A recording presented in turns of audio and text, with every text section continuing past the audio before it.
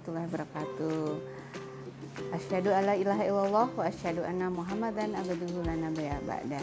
Alhamdulillah, kita panjatkan puji syukur kehadirat Allah Subhanahu wa taala karena atas nikmatnya kita semua bisa bertemu pada hari ini. Yang kedua, salawat dan salam marilah kita sanjung agungkan kehadirat Nabi Muhammad Sallallahu Alaihi Wasallam yang insya Allah kita nantikan syafaatnya di yaumil akhir. Anak-anak, Ibu ucapkan marhaban ya Ramadan. Sampai bertemu dengan Ramadan yang penuh berkah ini. Mudah-mudahan kita sehat semua sehingga kita bisa melaksanakan ibadah di bulan Ramadan ini. Anak-anak sering lemes nggak kalau puasa? Mudah-mudahan nggak ya. Nah, hari ini Ibu akan menjelaskan bagaimana agar kita tetap bugar, sehat di bulan Ramadan. Anak-anak siap mendengarkan? Ya, baiklah, kita mulai ya.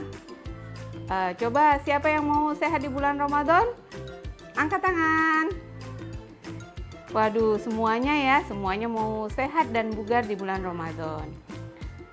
Anak-anak, kalau kita mau sehat dan bugar di bulan Ramadan, kita harus melaksanakan beberapa hal.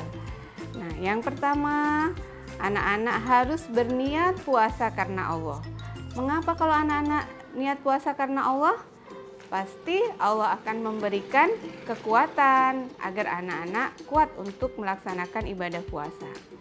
Karena apa yang kita lakukan, kalau kita niatkan dengan baik karena Allah, pasti Allah akan memberikan pertolongan. Jadi sebelum kita berpuasa Ramadan, anak-anak harus berniat puasa. Dengan niat, insya Allah semua akan bisa dilaksanakan. Yang keduanya, anak-anak harus makan sahur. Ayo, siapa yang makan sahur? Nah, jangan-jangan waktu dibangunkan sahur, matanya masih terpejam ya. Jangan-jangan anak-anak disuapnya sambil tidur, bener nggak? Nah, mulai sekarang, kalau kita sahur jangan seperti itu ya. Kita mulai dengan bangun, baca doa bangun tidur. Kemudian kita berwudu. Nah, dengan berwudu maka akan segar sehingga kita bisa melaksanakan sahur. Anak-anak, mengapa kita harus sahur?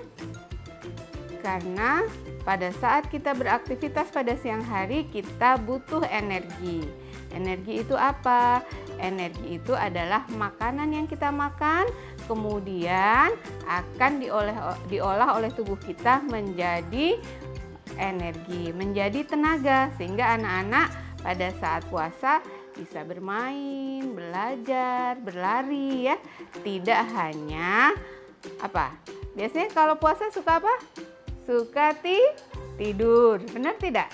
Nah, kalau misalnya anak-anak berpuasa banyak tidur, itu berarti mungkin tidak makan sahur atau makan sahurnya apa? Banyak minum yang manis. Nah, tadi ya, kita harus makan sahur itu untuk tenaga. Yang keduanya, kita harus mengambil berkahnya. Karena di dalam makan sahur itu ada berkah dari Allah Subhanahu wa taala. Walaupun kita tidak makan yang banyak, tapi kalau kita makan sahur, insya Allah anak-anak akan mendapatkan berkah dari Allah Subhanahu wa taala. Nah, tadi makan sahurnya harus dengan makan makanan yang bergizi. Makan makanan yang bergizi itu tidak harus mahal, tetapi makan makanan yang bergizi itu adalah makanan yang bisa kita gunakan untuk mengandung karbohidrat. Karbohidrat itu seperti nasi, boleh singkong, boleh roti, boleh jagung ya. Nah, ini akan diganti untuk menjadi tenaga di siang hari. Kemudian mengandung sayur-sayuran. Sayur-sayuran itu bukan yang harus brokoli, bisa kangkung, bisa wortel, bisa katu, bisa daun singkong. Nah, itu kan semua ada di sekitar kita kan. Nah, jadi sayur-sayuran itu selain dia untuk untuk memperlancar pencernaan ya, biar tidak sembelit pada saat puasa, biar tidak susah buang air besar. Dia juga untuk mempertahankan kita agar lebih lama kenyangnya. Percaya nggak anak-anak? Jadi kalau kita makan sayur, makan buah, ternyata kita kenyangnya lebih lama daripada kita hanya makan makanan roti. Nah itu. Terus yang ketiganya mengandung lauk. Lauknya itu nggak harus yang mewah, nggak harus daging ya. Bisa telur, tempe, tahu. Nah siapa yang punya ayam di rumah? Nah bisa, kalau kita ayamnya ada, kita ambil telurnya. Siapa yang punya ikan di rumah? Bisa ikan lele, ikan patin, kemudian juga bisa ikan-ikan air laut, ikan-ikan bandeng ya. Nah itu ya, kalau bisa dihindarkan makan ikan asin. Mengapa? Karena kalau kita makan ikan asin, siangnya akan lebih mudah haus. Kemudian buahnya juga boleh tuh, buahnya pisang, jeruk, bisa juga pepaya. Tidak usah buah-buahan yang mahal. Nah kalau anak-anak biasa minum susu, boleh ditambah susu. Boleh juga misalnya kita minum manis, tetapi tidak boleh terlalu banyak. Itu pada saat kita sahur. Kemudian setelah kita makan sahur, diusahakan kita juga langsung untuk melaksanakan sholat subuh. Jangan kita tidur lagi sehingga nanti bangunnya kesiangan. Kalau kita tidur di pagi hari, itu akan membuat badan kita justru lelah, cepat lemesnya. Gitu. Jadi anak-anak harus makan, harus mengurangi tidur di pagi hari ya. Begitu anak-anak. Kemudian setelah mengurangi kita tidur di pagi hari, kita juga harus tadi boleh olahraganya jalan kaki atau naik sepeda. Jangan yang berat-berat seperti bola kaki, nanti siangnya haus. Nah anak-anak, tadi kan kita nggak boleh tidur pagi ya. Nah apa kalau kita puasa kita nggak boleh tidur siang? Boleh, tapi tidurnya jangan banyak-banyak juga, secukupnya. Nah tidurnya kita boleh setelah duha, menjelang duhur, kira-kira 1 jam sebelum duhur kita tidur siang, atau setelah duhur sampai menjelang asar.